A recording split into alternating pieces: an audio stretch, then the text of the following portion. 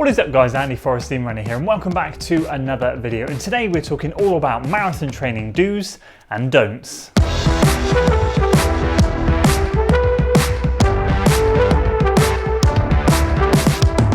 So as I kickstart week 5 of my London marathon training series, I thought it would be a great time to sit down and record my top 5 marathon training do's and don'ts. I'm going to give you 5 do's and 5 don'ts of marathon training. This is my 8th marathon training block and I'm excited to share some things that I've picked up over the years and also some things that I'm getting questions about during this marathon training block right now. Hopefully what I'm about to share will answer a lot of those questions, but of course if you have any questions as we go through the video, make sure you drop them in the comments below and I'll do my best to answer them once the video goes live. If you're excited for today's video though guys, make sure you give this one a like, share it with your friends, subscribe to the channel for weekly running content, and we'll kickstart with the don'ts.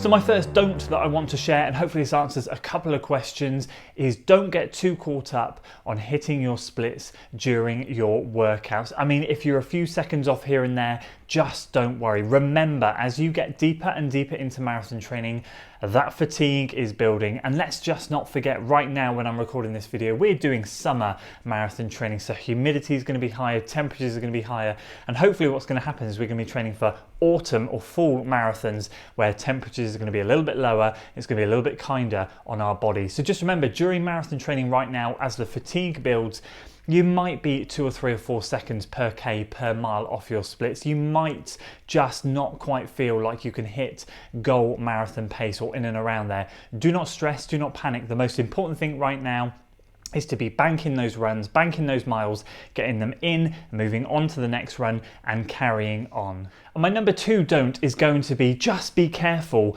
on social media. Don't feel the pressure that sometimes social media can provide. Now I know that seems really interesting considering I'm a content creator and I'm publishing content around marathon training and everything else, sharing opinions and ideas and all of that stuff. That's absolutely fine. We're all here to share our journeys on social media and give each other encouragement, but sometimes, just sometimes, social media can provide unnecessary pressure that you just don't need. If you have a plan, like me, I write my plans out. I've shared my plan publicly on YouTube. You guys can go back and have a look at what I've written. If you write your plans or if you get a plan from somewhere else, stick to it. Do you. You do you and you be you and you enjoy your plan. There'll be a lot of noise in and around you. There'll be a lot of noise on social media. You might see Jim Bob over there smashing out a marathon pace session. You might see Jenny from the block over there doing whatever she's doing. But do you know what? It just doesn't matter because you encourage those people, but you focus on what you're doing. Sometimes that pressure from what you see outside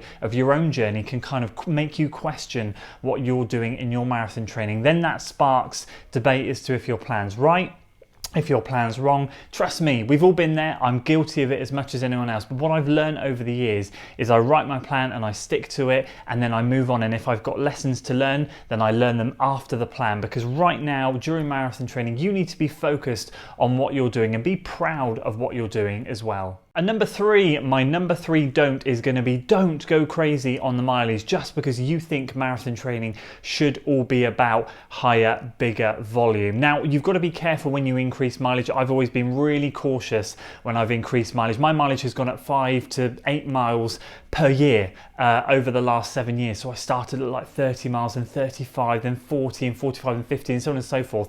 And I've now got to a place where 60 miles, 60 to 65 is very comfortable. So I'm now reaching up in this marathon training block to 75, but I'm aware that that's new territory for me and I know that's not sustainable for me over a full 12, 13, 14 week training block. So I'm scheduling in down weeks. It's okay to stretch and it's okay to reach for those new goals, but be aware of your body. If it's something that's a really big jump for you, just be very careful when you're doing big jumps. Take those jumps little. I've done 70-mile weeks and I've strung a fair few of those back to back over the years. So now what I've been doing is doing 75, just increasing it a little bit. But I had a down week last week just to allow my body to absorb everything, and then I can go again, and I'll have another down week very, very soon. So when you are looking to increase your mileage, that's absolutely fine, but don't just assume you have to do it because it's marathon training. If you want to, that's great. Be careful with it. Take the old 10% rule, or just just do things very, very carefully, scheduling down weeks if you need them,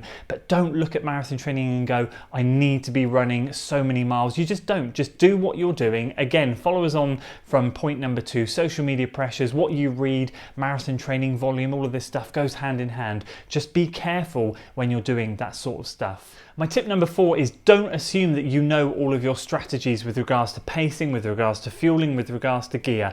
Practice, practice, practice during training. I've done previous training blocks where I've not practiced any of it and got to race day and fallen foul of my fueling or my gear or whatever it might be. You've got to practice this stuff in training. Again, right now during this training block, I've already raced in my race kit once at my last 10K, and I've also used that race kit twice on long runs to make sure I'm comfortable in what I'm wearing and going to be wearing, and I will continue to practice in that kit all the way up to London. I'm going to be practicing my fueling strategy on some later runs in the plan. I'm using fuel anyway right now, but on certain longer marathon pace efforts, I'll be fueling every half an hour, practicing how it will be during the marathon. And again, all the gear that you might carry, belts you might wear, just practice it because you just don't know how it's going to feel on race day. Don't assume it will be okay, because more often than not, it's not okay. And my 5th don't and final one, which is really, really important, is just don't neglect your recovery. Now, what I like to try and do is I like to try and incorporate a monthly sports massage if I can,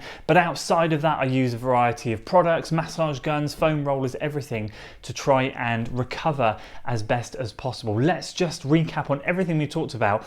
You're doing potentially bigger mileage, you're generating a lot of fatigue, you're practicing with all your race kits and gels and all of that stuff. Your body needs a chance to recover, and you have to respect that. So just dedicate some time, especially if you are doing lots of big sessions, especially after those session days. Really take a good 10, 20, 30 minutes of that evening, of that day at some point to iron out those muscles. Just recover, use a massage gun, use a foam roller, do some stretching, just do everything you can to ensure that you're going to be okay, because as that fatigue generates, so your body's just going to start to suffer a little bit more, and if you can keep on top of it as best as possible, then you're going to get through the training block just fine.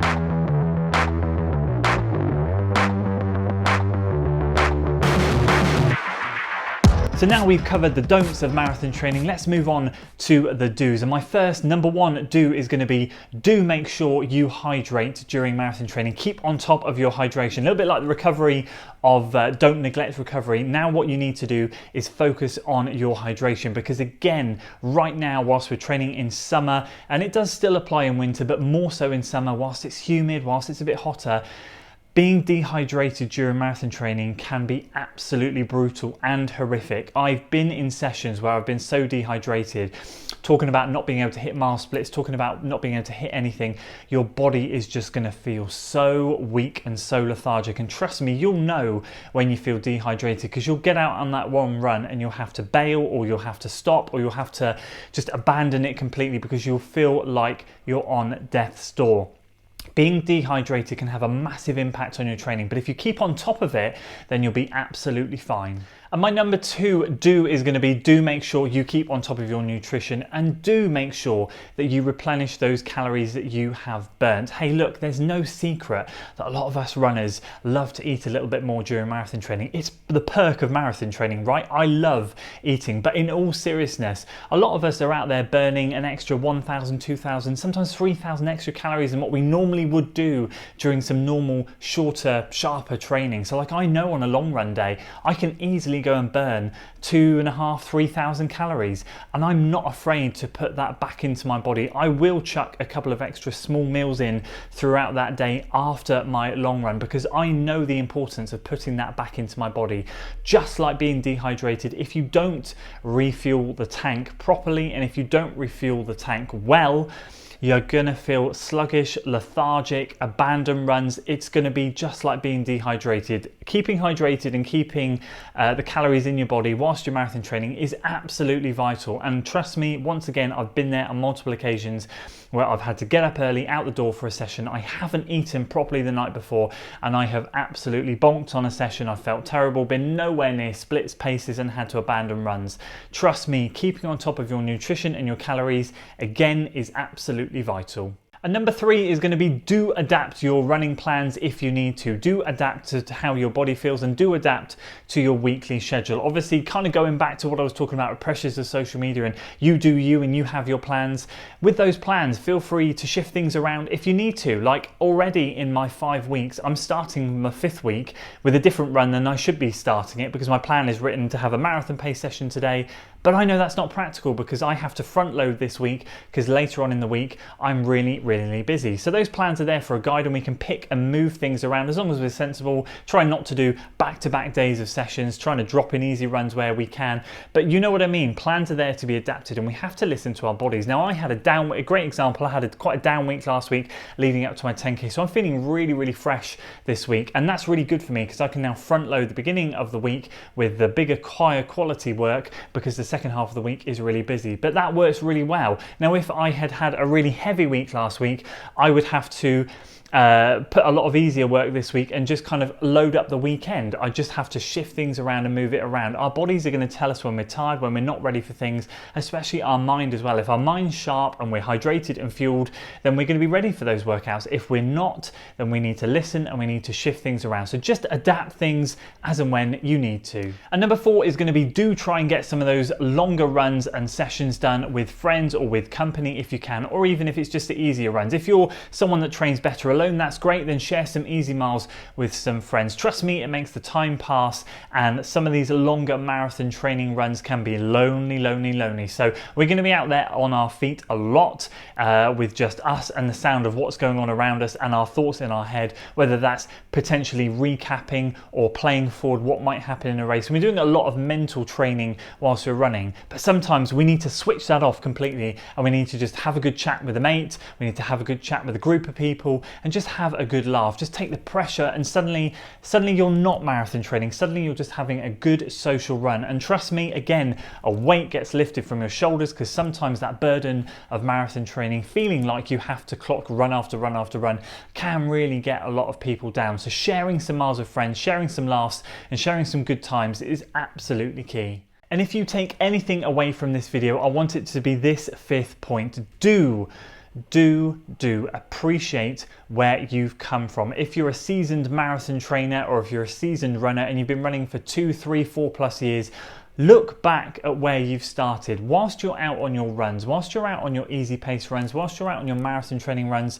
just for a second switch off and go, oh my word, this pace feels really good. I could not have done this time last year. So when things get tough, when things get hard, when things are a struggle, just switch off for a second and appreciate where you've come from. We're always, or a lot of us are always, in a training grind, trying to get to that next level, trying to be the best that we can be. That's how I work. I love to try and continue to chip away and see how fast I can get. But often I will switch off. I said it to Matt on a long run not so long ago. I said, mate, we're running 6:30 per mile here, and this feels effortless. I remember when I couldn't run 6:30 per mile for a half marathon, let alone a 10k. It is just insane sometimes to think, and then suddenly your mind just goes into this massive happy place, because you realize that all those miles and all those hours that you've put into training are paying off massively. So sometimes when you're having a bit of a down day, or when you're having a day where you don't feel like you can quite do what you want to do,